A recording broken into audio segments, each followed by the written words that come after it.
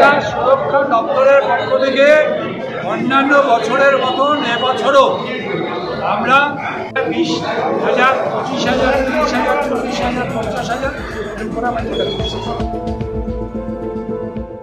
পুজোর আগে রাজ্য জুড়ে বিভিন্ন পুজো উদ্যোক্তাদের প্রায় 3 কোটি টাকার আর্থিক সাহায্য দিল রাজ্যের ক্রেতা সুরক্ষা দপ্তর।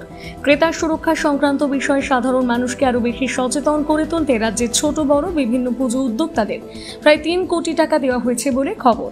ক্রেতা সুরক্ষা দপ্তরের অতিরিক্ত আর্থিক সাহায্যের ফলে পুজো উদ্যোক্তাদের পুজো সম্পন্ন করতে বিশেষ সুবিধা বলে জানিয়েছে বিভিন্ন পুজো উদ্যোক্তারা। এ বিষয়ে রাজ্যের ক্রেতা সুরক্ষা দপ্তরের মন্ত্রী বিপ্লব মিত্র জানান, সুরক্ষা দপ্তরের পক্ষ থেকে অন্যান্য বছরের মতন এবছরও আমরা অনেক পূজা কমিটিগুলোকে, যারা কোথাও হয়তো বারোয়ারি কমিটি করে পূজা করছে, কোথাও হয়তো ক্লাবের মাধ্যমে পূজা করছে, আমরা তাদের যারা আমাদের কাছে অ্যাপ্লাই করেছে তাদের সবাইকেই প্রায় আমরা আমাদের দপ্তর থেকে অনুদান দিয়েছি।